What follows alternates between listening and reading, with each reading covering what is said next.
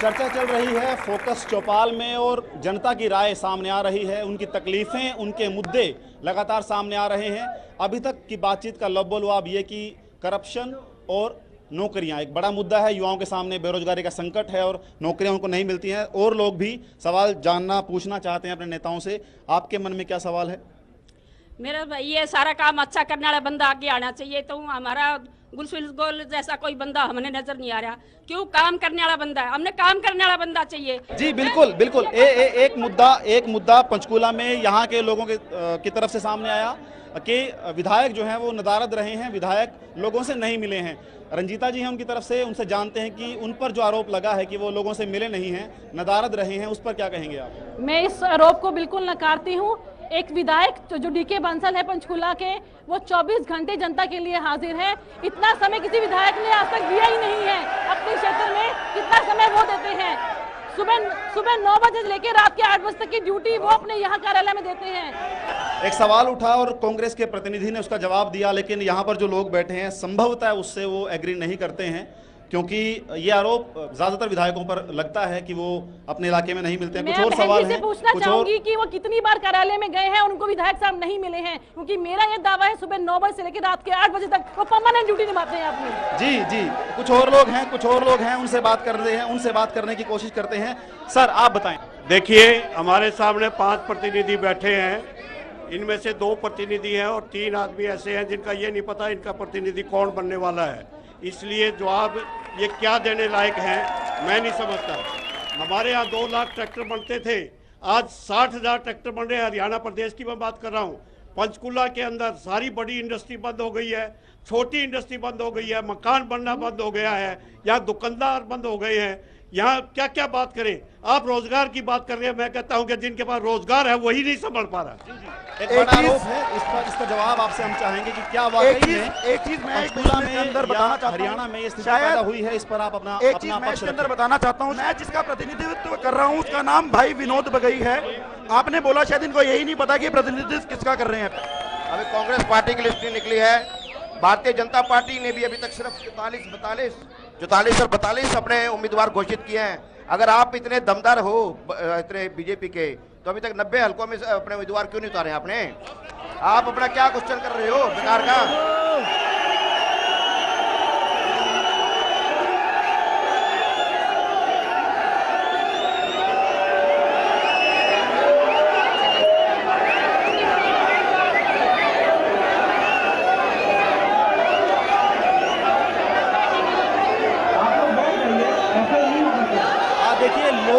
सवाल रख रहे हैं, लेकिन हम सभी से ये विनती करते हैं कि वो बैठ जाएं। आप लोग बैठिए, आप लोग बैठ के अपनी बात रखिए, बैठ के अपनी बात रखिए, बैठ के अपनी बात रखिए, बैठ के अपनी बात रखिए। बैठिए, आप बैठिए, शो नहीं चलेगा ऐसे। आप नीचे बैठिए मैडम, नीचे बैठिए, आप बैठ के बात करेंगे। बैठिए आप लोग बैठिए, आप लोग बैठिए, आप बैठिए, कोई फायदा नहीं। माफी चाहेंगे, यहाँ के जो लोग हैं शायद ज्यादा उत्तेजित हैं कार्यक्रम को लेकर और लगातार जोश उनमें देखने को मिल रहा है, लेकिन जोश जो है वो होश खो बैठते हैं कई बार लोग, और वो देखने को मिला है। हम माफी चाहेंगे दर्शकों से। कार्यक्रम को आगे बढ़ाते हैं। उम्मीद करते हैं कार्यक्रम बहुत अच्छा चल रहा है, आप सभी लोगों का सहयोग अपेक्षित है। जब हमने शुरू किया था तो आप लोगों ने ये कहा था कि पंचकूला है ये शांत शहर है, हरियाणा का मिनी राजधानी कहा जाता है। ज़्यादातर जो हेड ऑफिसेज हैं हरियाणा के वो यहाँ पर हैं। हम नहीं चाहते कि हरियाणा, जो बाकी हरियाणा है, वो ये सोचे कि पंचकूला में भी उसी तरह से हंगामे हो रहे हैं जैसे बाकी इलाकों में। कार्यक्रम को हम शुरू करते हैं। मुद्दे लगातार उठ रहे हैं। बेरोजगारी बड़ा मुद्दा है। यहाँ पर इंडस्ट्रीज जो हैं वो ये मानते हैं कि शायद उस तरह से तरक्की उनकी नहीं हुई है। लोगों से बात करते हैं। मेयर साहब हैं यहाँ से, उनसे बात करते हैं। मैम, जो मुद्दे उठे हैं पंचकूला को लेकर, क्या मानते हैं, सही हैं वो मुद्दे जनता के, पार्टी कांग्रेस पार्टी को लेकर या भाजपा को लेकर? देखिए, पिछले 10 सालों में हरियाणा में बहुत काम हुए हैं। पंचकूला में भी मेरे ख्याल में जो अब 5 साल पीछे हैं, बहुत विकास के कार्य हुए हैं और आगे भी हमारी प्लानिंग है और वो हम अगले सालों में पूरा करेंगे। जी, यानी विश्वास कांग्रेस ये दिला रही है कि काम किया है पार्टी ने। और अगले जो 5 साल है वो जो है फिर इस काम की गति को, विकास की गति को आगे बढ़ाया जाएगा। मैं चाहूँगा राजेंद्र, वो जो यहाँ प्रतिनिधि बैठे हैं लोगों के, पार्टियों की तरफ से, वो भी अपनी बात को जारी रखें। बेरोजगारी एक बड़ा मुद्दा हो गया, नौकरियों की बात कही गई है, इंडस्ट्री लाने की बात कही गई, और कौन से मुद्दे होंगे ज्ञानचंद जी जिन्हें लेकर आप जनता के बीच जा रहे हैं? आखिर जनता के साथ आप, पंचकुला की जनता के साथ आप क्या वादे कर रही हैं? देखिए, जिस प्रकार से पिछले 5 साल के अंदर पंचकुला की पूरी उपेक्षा हुई है, शिक्षा के मामले में वायदा किया गया था कि कांग्रेस के प्रतिनिधि को चुना करके भेजिए, चुन करके भेजिए, यहाँ यूनिवर्सिटी आएगी, यहाँ मेडिकल कॉलेज आएगा, यहाँ इंजीनियरिंग कॉलेज आएगा, यहाँ पर आर्किटेक्चर कॉलेज आएगा। पिछले 5 साल के अंदर शिक्षा के क्षेत्र में इस पंचकुला जिला की पूरी तरह से उपेक्षा हुई। आप क्या वादा कर रहे हैं पंचकुला की जनता के साथ? पंचकुला के निवासियों को ये विश्वास दिलाते हैं कि अगले 5 साल के अंदर जो भेदभाव पंचकुला के साथ हुआ है उसको, शिक्षा के क्षेत्र की बात आपने उठाई, शिक्षा के क्षेत्र में आप क्या वादा कर रहे हैं जनता के साथ? जनता अगर आपको चुनती है तो आपसे क्या उम्मीद रखती है? हम यहाँ पर उच्च शिक्षा का पूरा इंतजाम करेंगे, चाहे वो यूनिवर्सिटी की बात है, चाहे वो मेडिकल कॉलेज की बात है, चाहे वो इंजीनियरिंग कॉलेज की बात है, चाहे वो आर्किटेक्चर कॉलेज की बात। यानी कि बीजेपी पंचकुला में इंजीनियरिंग कॉलेज भी खोलेगी, मेडिकल कॉलेज भी खोलेगी और यहाँ पर यूनिवर्सिटी भी खोलेगी। ठीक, कुलभूषण जी, जहाँ तक हमारे अभी तक स्टेट के अंदर 39 यूनिवर्सिटियाँ पिछले 10 साल के अंदर खोली गई, पर हमारे पंचकुला को एक भी यूनिवर्सिटी नहीं दी गई। हमारी सरकार आने पर भी यूनिवर्सिटी खोली जाएगी। जहाँ तक पंचकुला की बात है, जहाँ पे हेल्थ की कोई भी फैसिलिटी जहाँ पे पिछले 10 साल के अंदर नहीं दी गई, जहाँ पे एक 100 बेड का हॉस्पिटल, जब हमारी पॉपुलेशन 1 लाख थी, आज हमारे जिले की पॉपुलेशन 7.5 लाख हो चुकी है। एक MRI मशीन तक हमारे जिले के अंदर प्रोवाइड नहीं की गई। 100 बेड का हॉस्पिटल है, उसके अंदर भी कोई भी बड़ा ऑपरेशन आ जाए, 16 बत्ती PGI, जहाँ उसको भगवान भरोसे फोर्टिस और जहाँ पे मोहाली के हॉस्पिटलों में IV मैक्स में जाना पड़ता है। तब जब हमारी सरकार हमारी सरकार निःशुल्क गरीबों को चिकित्सा सुविधा दी जा रही है, हॉस्पिटल में मुफ्त चिकित्सा की सुविधा है, उसके बावजूद आप ये आरोप लगा रहे हैं। अगर कहीं पे कोई डिस्पेंसरी है, वहाँ डॉक्टर नहीं है, किसी डिस्पेंसरी में डॉक्टर हैं तो दवाइयाँ नहीं है। जहाँ पे जो हालत है वो आप जाके देखिए तो सही। जहाँ पे पंचकुला में कम से कम 10 हॉस्पिटल भी खुल जाएं तब जाके पंचकुला का बड़ा होगा। पंचकुला की जनता ये याद रखे, जो इंडियन नेशनल लोकदल आपके साथ वायदा कर रही है, क्योंकि आप ही नहीं सवाल लेने और जवाब इनको फिर देने होंगे। इसी तरह से मैडम लेबर कॉलोनियों की बहुत जबरदस्त जहाँ पे समस्या है। जब डिस्ट्रिक्ट पंचकुला बनाया गया, स्वर्गीय चौधरी भजनलाल जी की सरकार में ही बनाया गया। शिवालिक मंच बोर्ड बना, वो हमारे समय बना। ये ओपन एयर युवानिका जो है, ये भी स्वर्गीय चौधरी भजनलाल जी की देन है। जो आज आप जितना चाहे इंद्रधनुष से ले लीजिए, बस स्टैंड से ले लीजिए, उस जब से चौधरी भजनलाल जी की सरकार गई है, बरवाला का बस स्टैंड आज तक नहीं है बना पाई, ना चौटाला सरकार बना पाई, ना बना पाई ये कांग्रेस सरकार। चौटाला सरकार के अंदर गोल्फ क्लब बना, खोखले वादे करने के लिए चौधरी देवीलाल स्टेडियम बना, ये नहीं कह सकते वो तो आपने पूरे हरियाणा में बना दिए। अनिल जी, आप अपनी बात खत्म करिए ताकि मैं संदीप जी के पास जाऊं। मैम देखिए, इन्होंने कुछ भी कार्य जो था, स्टेडियम बना देने से क्या होता है, स्टेडियम के अंदर क्या फैसिलिटीज प्रोवाइड कराई जा रही हैं, बच्चों को है। देखिए मैडम, भड़कने से कुछ नहीं होता। हमने डिस्ट्रिक्ट बनाया, बच्चे को डिस्ट्रिक्ट बनाया आपने। ये ओपन एयर जवनी का आप देख रहे हैं, इंद्रधनुष देख रहे हैं, बस स्टैंड पंचकुला का देख रहे हैं, हमारे पास एक रिकॉर्ड है। आप बताइए मुझे, चौटाला सरकार में क्या रिकॉर्ड है? देवीलाल स्टेडियम क्या काम आ रहा है? गरीब को रहने की जनता को रहने की जगह नहीं मिल रही है, कॉलोनियां घटा दी जा रही है और रहने की जगह नहीं है। की बिल्डिंग दे रहे, राष्ट्रीय युवा दल के अध्यक्ष संदीप कपूर हमारे साथ हैं। हरियाणा जाने कांग्रेस की बात कर रहे हैं। सबसे पहले तो संदीप जी बात कर रहा हूँ चौटाला साहब की और कांग्रेस पार्टी दोनों की। मैं इसके और आप सिर्फ दो ही चीजें कहना चाहता हूँ। ठोक के यहाँ पे यूनिवर्सिटी भी आएगी और हॉस्पिटल भी आएगा। सरकारी नहीं आएगा तो पब्लिक प्राइवेट पार्टनरशिप के तहत आएगा, 100% आकर के रहेगा, 100% आएगा। हमारी सरकार बनती है मेडिकल कॉलेज और यूनिवर्सिटी भी और हॉस्पिटल भी, और वो भी 1 साल के अंदर अंदर। रंजीत, क्या वाकई पंचकुला में विकास नहीं हुआ जिस तरह से आरोप लग रहे हैं? राजेंद्र जी, मैं पहले तो कुलभूषण जी की बात का जवाब देना चाहूंगी। ये बनने जा रहे हैं यहाँ के विधायक, पर इनको यही नहीं पता कि बेडेड 100 बेड का है कि 300 बेड का है। वो हॉस्पिटल 300 बेड का बन चुका है, जो कि बहुत पहले 100 बेड चालू नहीं हुआ। नंबर 2, यहाँ पे IDFT जैसा बड़ा केंद्र यहाँ पे खुलने जा रहा है। सबसे बड़ा किसान उद्योग यहाँ पे खुला है। सबसे ज्यादा हरियाणा में यूनिवर्सिटीज हरियाणा की है, सबसे ज्यादा एजुकेशन सेंटर हरियाणा में है। इसके अलावा अगर बिजली की बात करते हैं, चौधरी बंसीलाल जी की सरकार में सिर्फ 2 कारखाने खुले थे पानीपत में। उसके बाद देवीलाल जी की सरकार आई, उसके बाद चौटाला जी की सरकार आई, उसके बाद हुक्मचंद जी की सरकार आई। जब से हमारी हुड्डा सरकार आई है, हमने इस पर 5 कारखाने बिजली के लगाए हैं ताकि हर घर में बिजली पहुंच सके। और हम किसान भाइयों को 10 पैसे पर बिजली यूनिट देते हैं। सरकार के दावों का सच और जो लोग जो उम्मीदवार वादे कर रहे हैं, जनता क्या सोच रही है वो जानते हैं। नेता अपने दावे जो है उन दावों पे कायम है, लेकिन पंचकूला की जनता जो है, ये यहाँ के जो बुद्धिजीवी हैं, जो फेसेस हैं यहाँ के, वो क्या सोचते हैं जानने की कोशिश करते हैं। आप क्या कहेंगे जी? मैं बताना चाहूँगा, जैसे स्टेडियम ताऊ देवीलाल स्टेडियम पे इसने अनिल मल्होत्रा जी ने बोला, अनिल पंगोत्रा जी ने बोला, तो पूरे हरियाणा में ये खुद मान रहे भी पूरे हरियाणा में ताऊ देवीलाल के नाम से स्टेडियम बना दिए गए।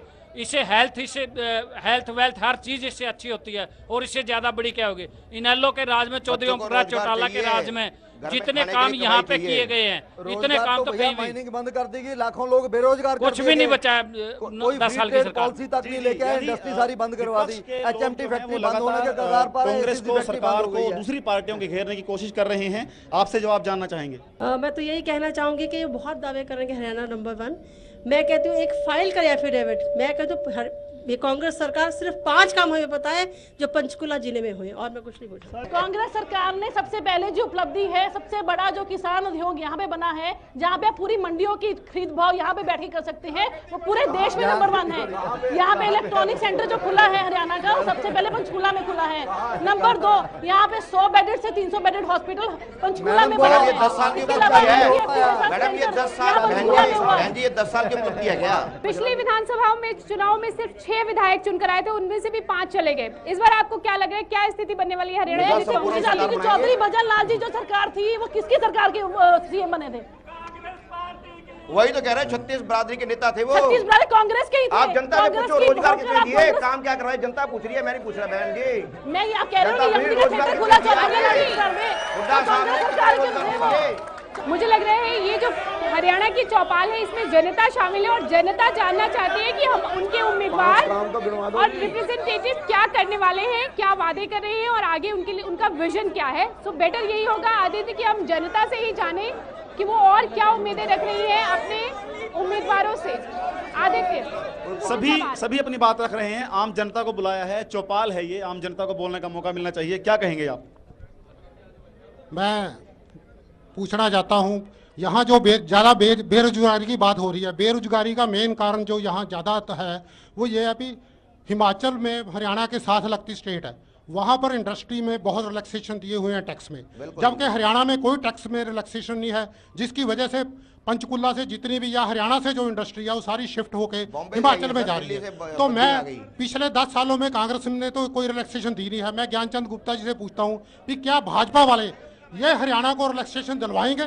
जी हमने यहाँ पर लोकसभा के चुनाव के अंदर हमारे मेंबर पार्लियामेंट ने घोषणा की थी कि हम इसको पिछड़ा हुआ क्षेत्र घोषित करवा करके यहाँ पर इंडस्ट्री लेकर के आएंगे और इंडस्ट्री को रियायतें दिलवाएंगे यहाँ पर। जी मेरा सभी प्रत्याशियों से एक सवाल है कि जो बच्चे सेना में अधिकारी के रूप में, सभी पार्टियों के बच्चे, किसी एक पार्टी की बात नहीं है, सेलेक्ट होके जाते हैं, आपके पड़ोसी पंजाब स्टेट में उनको बहुत बड़ा इंसेंटिव दिया जाता है, खास करके लड़कियों के लिए तो बहुत बड़ा इंसेंटिव दिया जाता है। यदि गुप्ता जी आपकी सरकार आती है, गोयल जी आपकी, या मल्होत्रा जी आपकी, जो मैडम है आपकी, या आपकी जो सरकार आती है, क्या पूर्व सैनिकों उनके बच्चों और जो सेना में आने वाले अधिकारी के रूप में बच्चे हैं, क्या उनके लिए कोई योजना, कोई ऐसा इंसेंटिव पैदा करेगी जिससे आम आदमी के बच्चों को भी कोई इंसेंटिव मिले? इस बार जी अच्छा सवाल है, क्योंकि हरियाणा के 10% लोग सेना में हैं, एक बड़ा तबका हरियाणा का सेना में है, देश की सीमाओं की रक्षा कर रहा है, तो उसके लिए क्या एजेंडा है आप लोगों का? एजेंडा नहीं है जी। पहले तो मैं जो ऑलरेडी हमारी स्कीम चल रही है मैं उसके बारे में बताना चाहूँगी। जितने भी सैनिक भाई हमारे शहीद होते हैं उनकी विधवा को हमारी सरकार 25,000 रुपया महीना पेंशन देती है। नंबर 2, उसके अलावा अगर उनकी बेटी की शादी होती है तो हमारी सरकार 51,000 रुपये की राशि उनकी बेटी की शादी पर देती है। इसके अलावा जितने भी सैनिक यहाँ वहाँ पे शहीद होते हैं उनके बच्चों को दोबारा से सैनिकों के लिए भर्ती किया जाता है, उनको प्रेफरेंस दी जाती है।